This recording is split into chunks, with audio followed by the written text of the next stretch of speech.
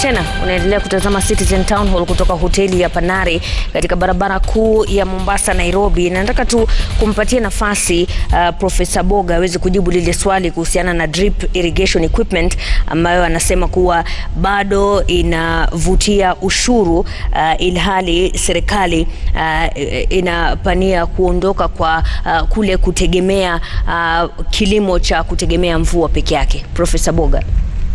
Kuna vifaa vingi ambavyo vinahitajika kwa mkulima ambazo bado zinavutia ushuru wa ziada.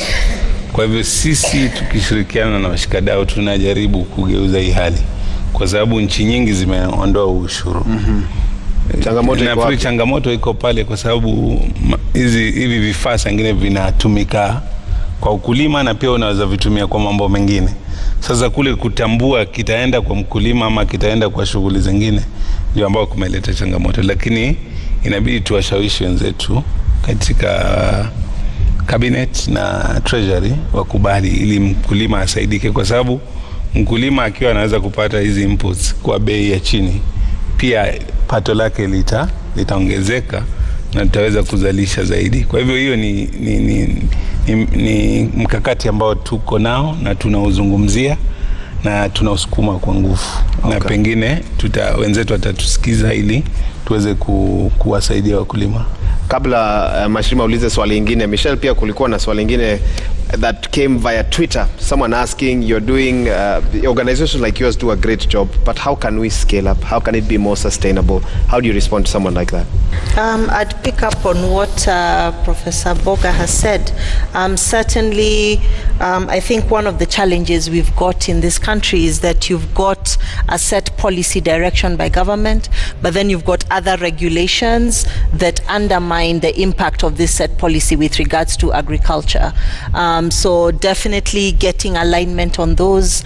If the government can be on track to meeting its commitment to devote 10% of GDP to agriculture, that would be a step in the right direction so that we can increase investments that support small-scale farmers. Okay. And that will allow us to scale. Okay. Sometimes in conversations like this, there's a danger of speaking in general terms with the viewer at home not fully understanding the benefits of possibly services that you offer. So give us an example of the 70% of Kenyans who are small-scale farmers and those who, for example, partnered with you.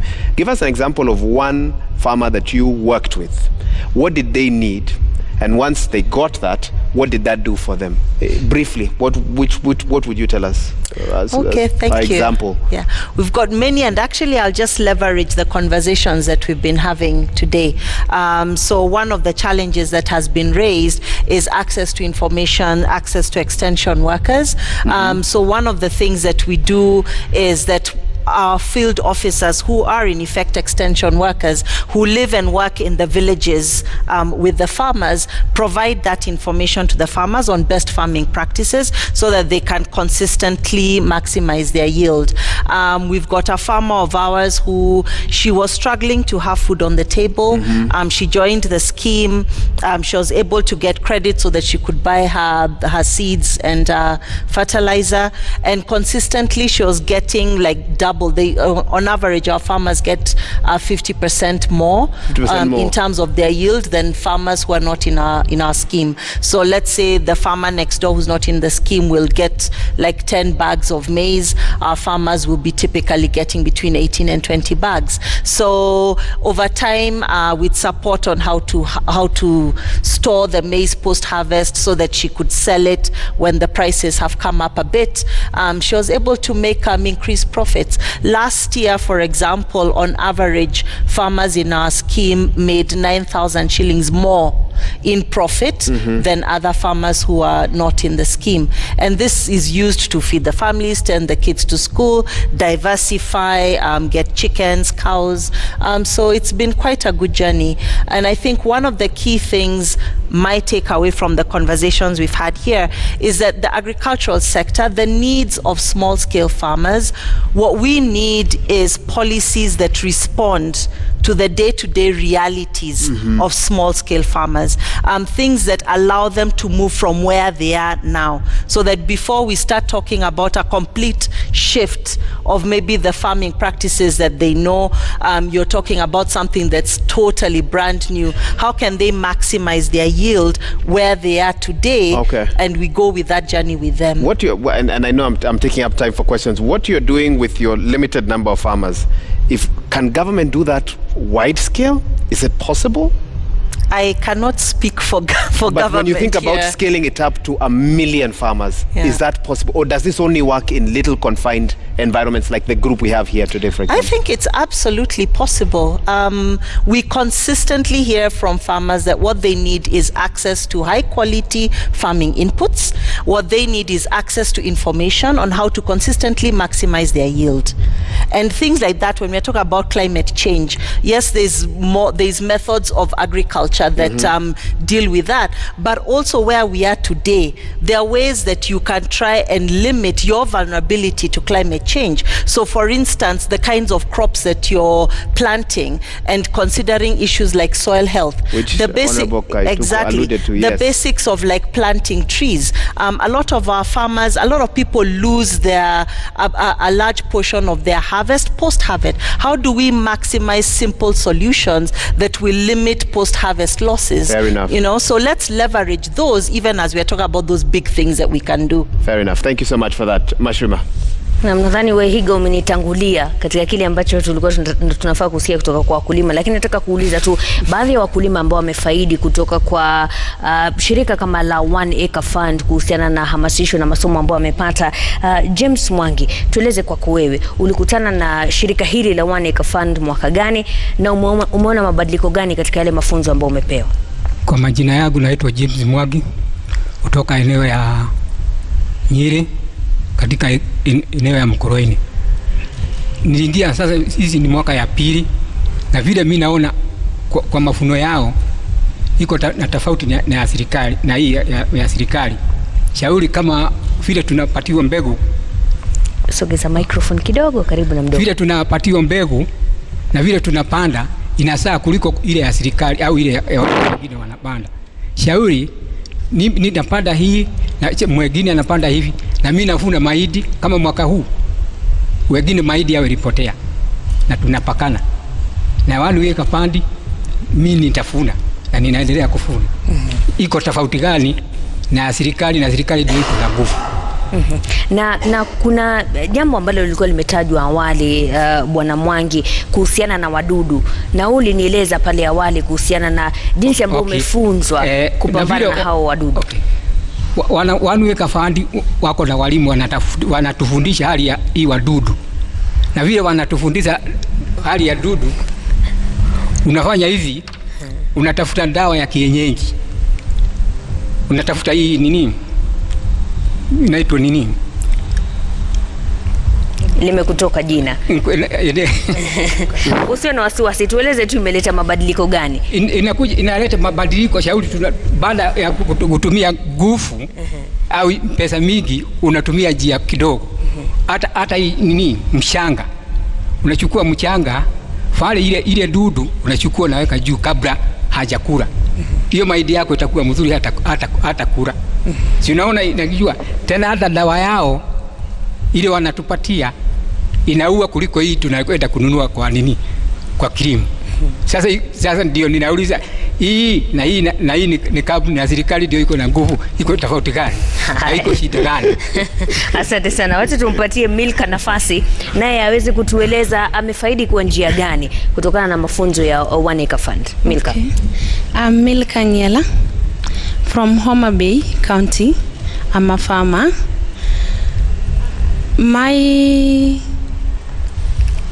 question is this about prevention. This fall armyworm already disturbed farmers in all Kenya corners, but we have already get training on One Acre Fund. We have already used so many herbicides, pesticides from watu wa agriculture. Tumeitumia, lakini bado hii pesticides inaendelea kusumbua watu wa farmers. Sasa, my main question is this. Can we get a preventive pesticides? Because if you continue planting your grains or other crops, you will get these fall armyworms already. They are hiding in the soil, after which they are attacking the crops. So kama tunataka namna ya kuomaliza kama tunaweza zuia hiyo maneno iishe kabisa. Asante sana. Asante sana. Sasa nimpatie nafasi Razoa Wasike kutoka kaunti ya Bungoma. Yeye ni mkulima wa mahindi na anataka kuona ushirikiano zaidi kutoka kwa One Acre Fund na nani? My names are Razoa Wasike. I come from Bungoma County. I'm small scale farmer, and my request is that I want the government to come up and support small scale farmers, so that when they are empowered, we as small scale farmers, we try our best to increase our harvest, but tunapovuna unakuta mkulima amevuna zaidi, lakini bei iko wapi? Chini. Na huyu mkulima amestruggle kulipia mkopo wake, na unajua anapojaribu kulipia huo mkopo, anajua at the end of the day kuna kitu anatakana afanye nini? A benefit, so that alipia watoto wake school fees, ama improve lifestyle yake, kama kujenga nyumba, ama kununua shamba, ama hata kufungua biashara. So mine is just to request the government to come up and support us fully, so that we can improve our lifestyle by continue trying our best to improve in farming. Asante. Razoa, kwa kifupi tu, awali ulikuwa umenieleza jinsi ambavyo uko na shamba la nusu ekari. Yes. Kabla ya kukutana na One Acre Fund, ulikuwa unavuna magunia mangapi kwa mfano ya mahindi, na baada ya kuhamasishwa umeona tofauti gani? Mimi nilijiunga na One Acre Fund mwaka wa 2010, ambapo nilipanda maharagwe. Ilipofikia 2011 nilipanda mahindi, na before nijiunge na One Acre Fund, kwa hiyo I have an acre, nilikuwa nikifuna like 3 bags out of I have an acre. But baada ya kujiunga na One Acre Fund, kwa hiyo tu I have an acre, nilimanage to harvest around 14 bags, whereby it helps me to pay school fees, and then I build a semi-permanent house. So inatufaidi sana, na tena tuko na ile teknolojia mpya ambapo inatusaidia kupanda na unavuna. Unatumia ile mbolea kidogo na unavuna zaidi. Kando na hiyo, kuna vile mkubwa ameongea pale mambo na conservation agriculture, pia tunaendelea kujifunza na tunaendelea kuconserve, so that tunaongeza rotuba kwa shamba yetu ili tuendelee kuvuna mazao mazuri na tuendelee na kilimo bora. Naam, asante sana Razoa Wasike. Wacha tumpatie mzee mmoja hapo nafasi, Philip Kiroro, ambaye anatoka katika muungano wa wakulima kutoka ukanda wa Afrika Mashariki. Asante. I would like first and foremost to actually appreciate the panelists. I think it is actually very well constituted. I would also like to recognize Mary Nzomo. We have actually met in our office discussing aggregation of small farmers for access to markets through e-granary. Now, from where I sit as a regional farm organization, my question is actually regional in nature. But we know regional issues and decisions have impact on what we do at the national level, at the county level, and also at the farm gate level. So after the global food crisis of 2008, the issue of food security became global in nature. and more so regional in nature. It means most regions are actually approaching food security at regional level. If you look at Europe, they actually have the common agricultural policy that they actually strengthen it to actually make sure that they don't go through a similar crisis that they did in 2008. Okay. For us in East Africa, through the East African community, we have a CADIP policy. My organization was part of the signatories on behalf of farmers of East Africa, together with the ministers of agriculture. So my question to the peers is, to what extent has the national government aligned itself to that particular policy so that we can continue focusing on regional food security? Okay.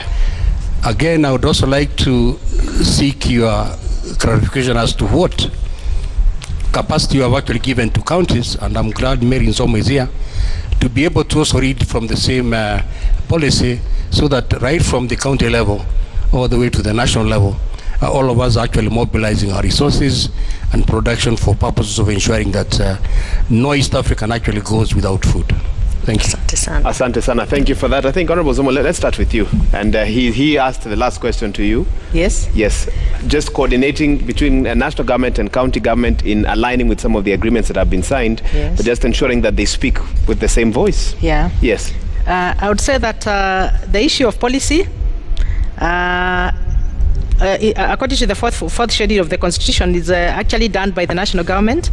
But what we are doing is that we are having an engagement and discussions, because once the policies are formulated, we also domesticate them at the county level and actually try to customize them to our situation. And like the PS said, we are all reading from the same script.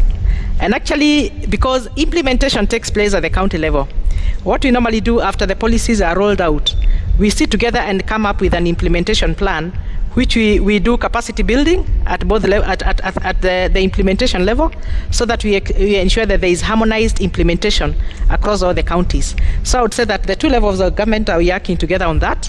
Of course, borrowing a lot of guidance from the national government, because at that level, even when it comes to negotiations, there are some issues that the national government does on behalf of the county governments. But by and large, we are all reading from the same script, because at the end of the day, the implementation is at the county level, and there is a very harmonious relationship.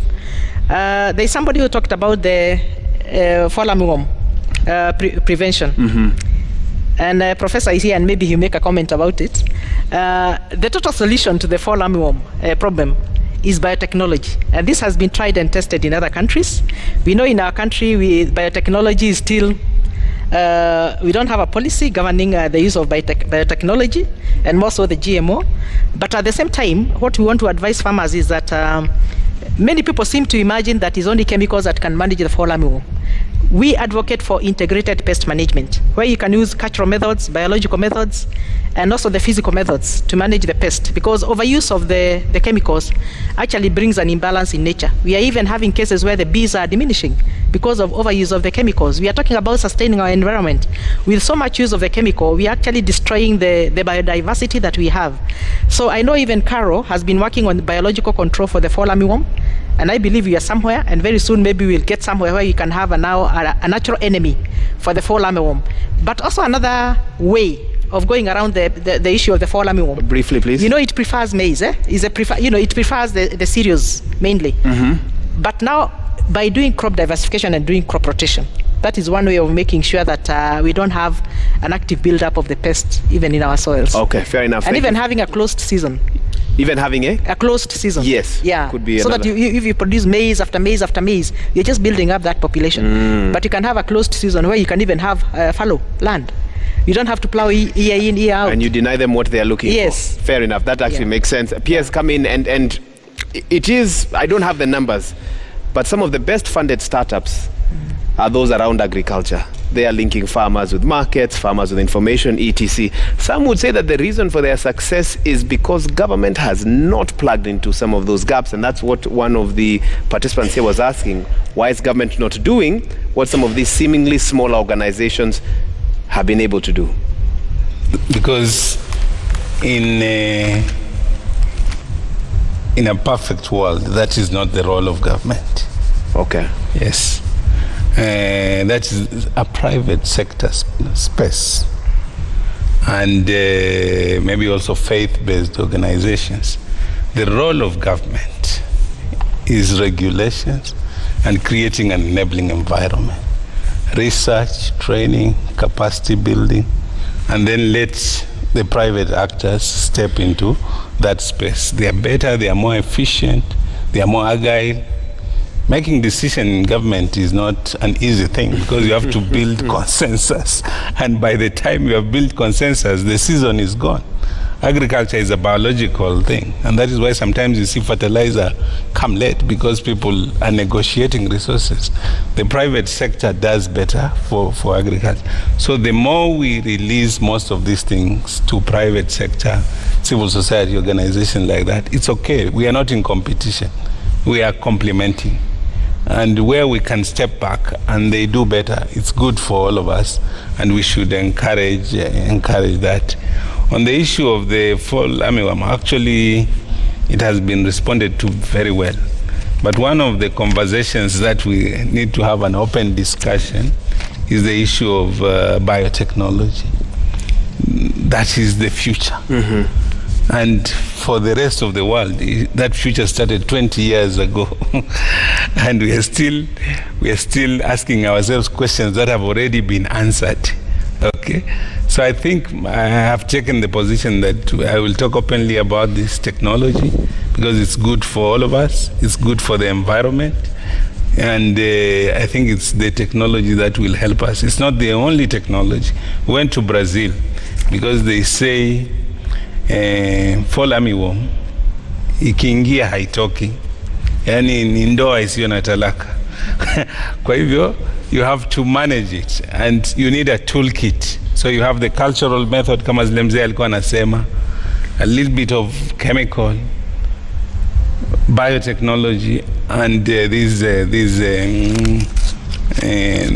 enemies, natural enemies. Then you're able to stabilize the population to a level where it's not a threat. But if we just use one method, then it won't work. And, Okay. And then on the issues of policy, the largest policy is the agriculture policy, which has not been there. We have been having these small policies, but right now, before cabinet, we have the agriculture policy, and from there, we'll have the other smaller policies which are more sectoral. But what we have managed to do is produce what is known as the agriculture sector transformation and growth strategy with 3 anchors. One anchor is the smallholder farmer, increasing their incomes. That is the main goal, increasing their income. And one of the debate I was having with our colleagues from One Acre Fund is that we need to move our farmers gradually from maize to high-value crops, and then create large-scale farms and agro-processing opportunities. That is the second anchor. And the last anchor is the issue of resilience to these climate issues and ability to adapt. And the enablers is research, capacity building, and responding to emergency. It has 9 pillars. And I think all our partners like One Acre Fund and the others, they need to study this so that we can all be implementing the same in a systematic way with the same goal. Yeah. Okay, thank you for that. I think we are due for another break, but when we come back, we'll get some final thoughts from our panelists. I know Honorable Kaituki, amongst others, need to weigh in on some questions, especially around matters drought, because we are at a place in the country where on one hand we're discussing food security, but on the other hand, we still have communities that still don't have access to their basic food and dietary requirements. What needs to be done in regards to that? We're also seeing all your feedback via SMS 22422 and the hashtag Monday Report. We'll take a look at some of your thoughts as well when we come back. You're watching the Monday Report. Stay with us. We'll be back shortly.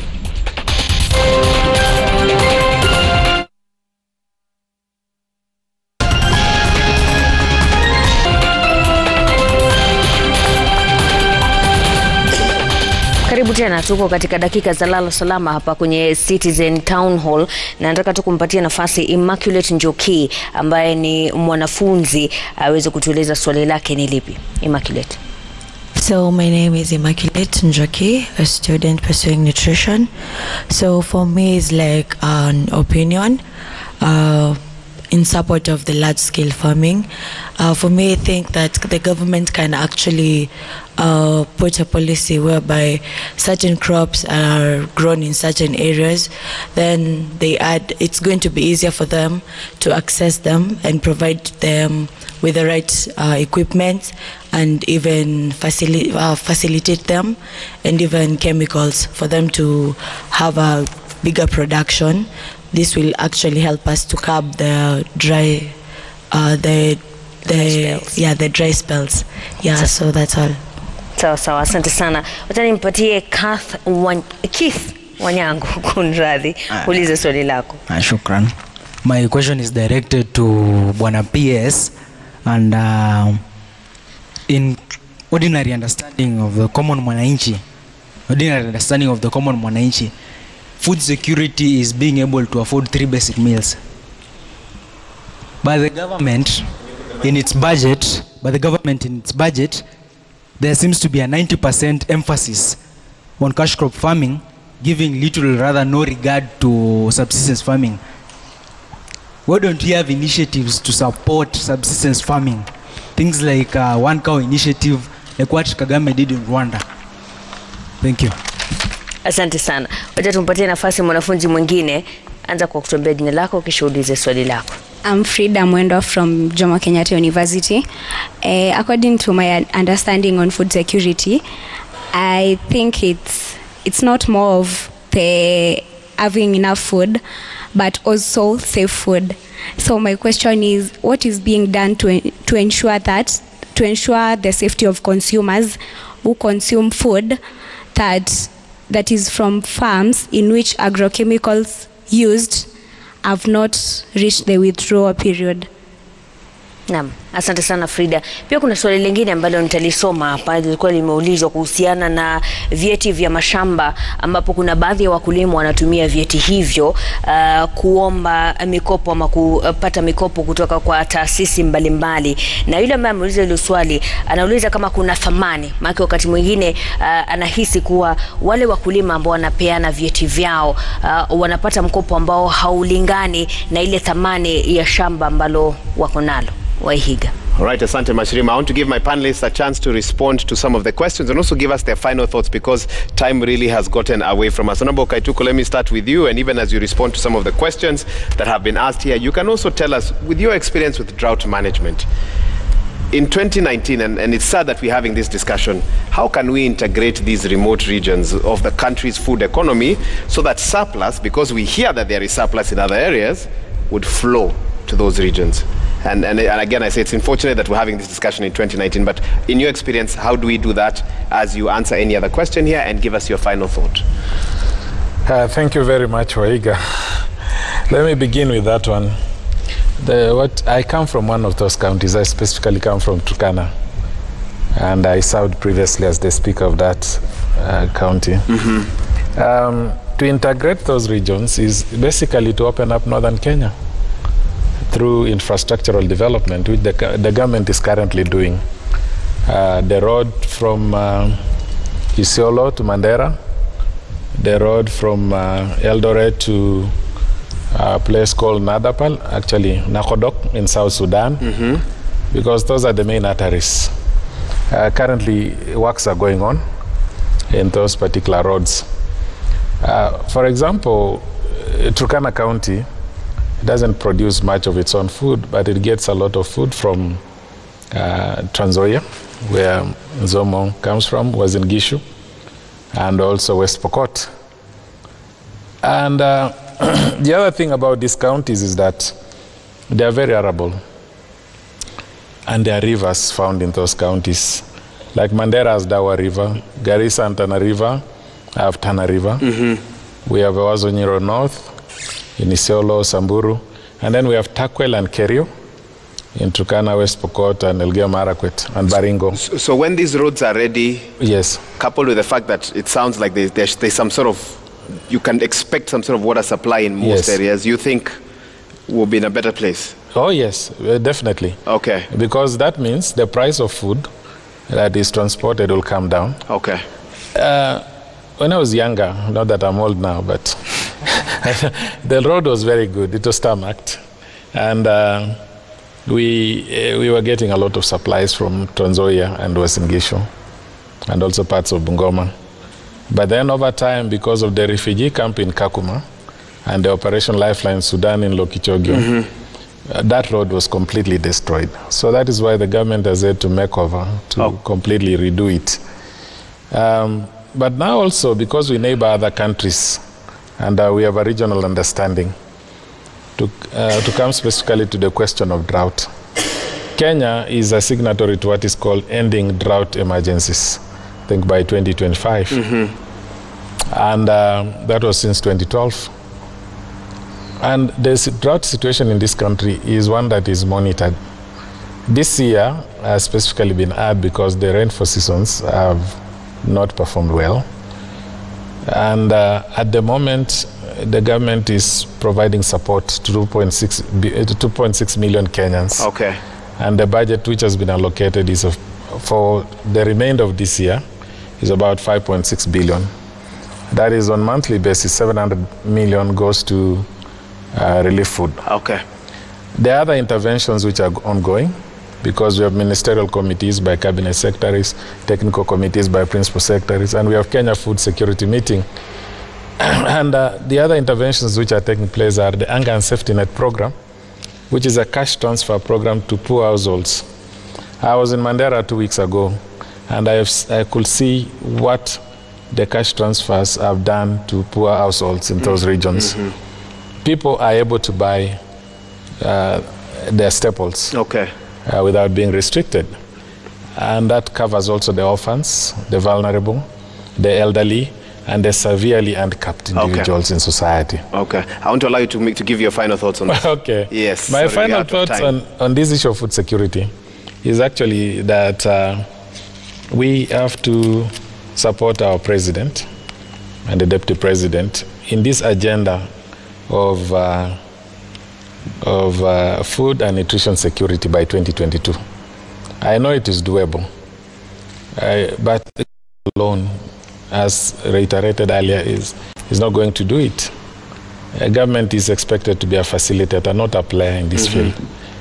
And I know the private sector, development partners like 1 Acre, and I'm happy about to hear the work that 1 Acre is doing. I missed the meeting in Kakamega, which was officiated by the deputy president. Okay, I'll take this as your last statement. Yes, so therefore I would like to say that we, the Kenyan people, have an opportunity of ensuring that we are food secure in the years to come. Thank you. And we need to work together on that. Thank you, Honorable Zomo. You can give us your final thoughts, and if there's a question you felt you need to respond to, you can do that right now.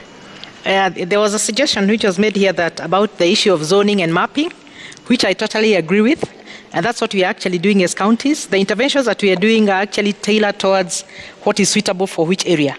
And suitability maps, I know they are being done at the moment, where we are going to now focus on what is suitable for any particular area. And I do believe we can achieve food security in this country if we are able to do the suitability maps and map value chains according to their areas of suitability. And I believe, like for maize, the North Rift region is capable of producing all the maize that we need in Kenya, as long as those farmers get the right incentives, because it's the incentives that our farmers lack. We need the contract farming. We need guaranteed minimum returns, what we used to have before, so that as a farmer embarks on whatever type of farming, whether it is livestock or even crop farming, you are guaranteed of a minimum return to your investment, because actually farming is business. And then something else I also wanted to say is that we need to understand who our farmers are, because I don't even think we have a national farmer register in this country. We need to register our farmers, profile them in terms of their vulnerabilities also. Yes. Because there are those very vulnerable farmers who may not necessarily require the subsidies. Are the farmers but in food your for county registered? We are doing it. It's a process. You are doing it, okay. We are done about 6,000, but we are still doing it. Okay. And once we are able to profile and categorize our farmers, we can see who needs free inputs, who needs the subsidized inputs, and who needs now the enabling environment that PS was talking about. Because not everybody requires subsidy. And maybe they're very, very, very poor. We even think about food for work, because that is what is maybe practical. Yes. We have seen situations where farmers are given free inputs, and they get to the next street, they have sold those inputs for food. So at the end of the day, you don't achieve what you want. Okay. And finally, we are saying we have climate change. It's real. We have to really intervene. and now to applaud the household water pans project that was rolled out by the national government, and also the county governments. We are also doing the household water pans, small water pans which can help farmers produce even when the rains are not there. Because what is killing us is the dependence on rain-fed agriculture. So together we can do it, right environment, right institutions, and adequate extension services, and I think we'll get to where we want. Thank you so much. P.S., I know you have a lot to say, but you need to compress it. Go ahead. I do have to warn you. Go ahead. Yeah, we need to collaborate better in the region by having a common food balance sheet so that we know how much is produced across the region and whether it suffices, so that even as we make decisions about importation or not importation, we have all the information in our fingertips, and we, in the country, we are in the process of sanitizing our information on food balance sheet. We need to coordinate better with the counties so that the policies are implemented, and together with the other implementing partners, we have created a structure known as JASCOM, which is a coordination mechanism that enables us to work with the counties. A lot is being done through support of the government and also through the development partners who bring money through the government. So there are 16 projects out there in every county, and every county is covered, and we are partnering. So it's not like nothing is happening. I think it's just that the results will take time. Okay. Most of the focus is on smallholder farmer, because the large-scale farmers, they know what to do. They're in business. They know how to read the market. They know. What we need to do is make the smallholder farmer think commercially, so that they just don't think subsistence. How will you protect that farmer from corruption? The farmer does not need protection in a way. Corruption that we have seen has been mainly around two commodities, fertilizer and the maize itself. So fertilizer, our proposal is to change the procurement of fertilizer, the bulk procurement, because that's where deals are cut. Instead, you give an e-voucher to the farmer. You register the farmer, give them a card, a bank card, let them go to the agrovet and swipe. You put the money in an e-wallet. In between, there's no broker, there's no trader. If you want to bring fertilizer, take it to the distribution point. The farmer, the government puts its subsidy part in the e-wallet. The farmer picks it from there. That is the system. I hope we will support it. It's in the STGS, and it's what we are planning to roll out in the next year. Okay. Yeah.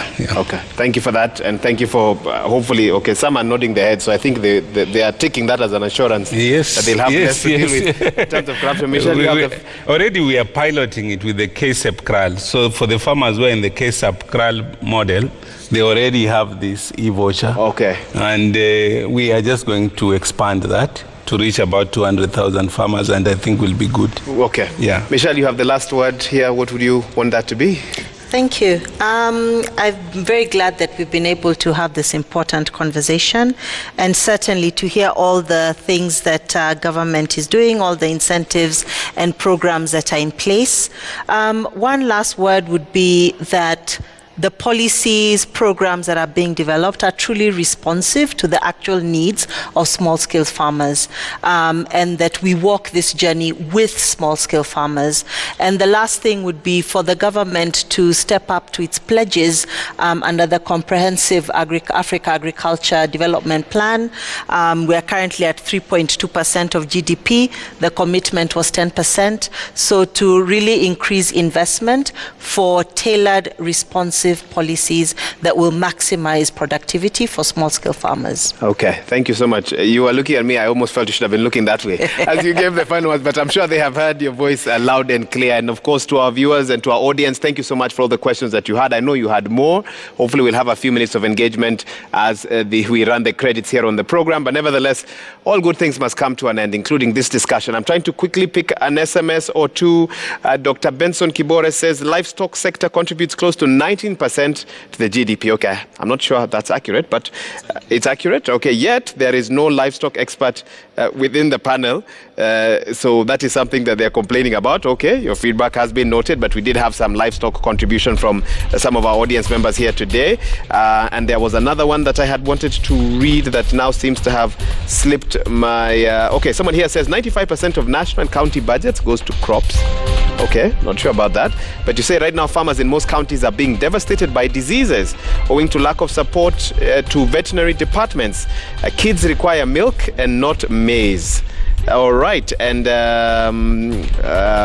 all right, one last person says, let's not be hypocritical. This is Edwin the Great. Let's not be hypocritical about this issue. We preach that agriculture is the backbone of our economy. How much do we budget for that? We encourage the youth to get into agribusiness, yet we import eggs from Uganda, while we ignore the eggs from within. Kitunguu ya TZ, plus many more. Let's get serious. All right, those are some of your thoughts, and let's keep engaging on those platforms as well. And of course, thank you to the Panari Hotel. This is where the show has been taking place. But before we wrap up, I believe Mashrima has some last words for us. Mashrima. Nataka tu kusoma ujumbe wa Beth Moirori. Anasema the government should seriously work on the transport system of the highly productive areas like Nyandarua, where we have high productivity, but getting the products to other parts of the country poses a big problem. And she says Israel serves as a great example since it really has served the country. I believe if irrigation schemes were to be developed in the asal counties of Kenya, this issue of drought would be sorted like forever. Nadhani hayo ni maswali ambayo yamejibiwa kwa mapana na marefu na wageni wetu leo, pamoja na wale ambao wameweza kuchangia mdahalo wetu wa leo kuhusiana na kuwezesha taifa kuweza kujilisha. Na kutoka kwangu sina la ziada. Asante sana kwa kutazama. Asante pia kwa hoteli ya Panari kwa kuweza kutupatia nafasi hii ya kuweza kukuletea matangazo haya mubashara kutoka barabara kuu ya Mombasa. Mimi ni Mashirima Kapombe. Usiku mwema.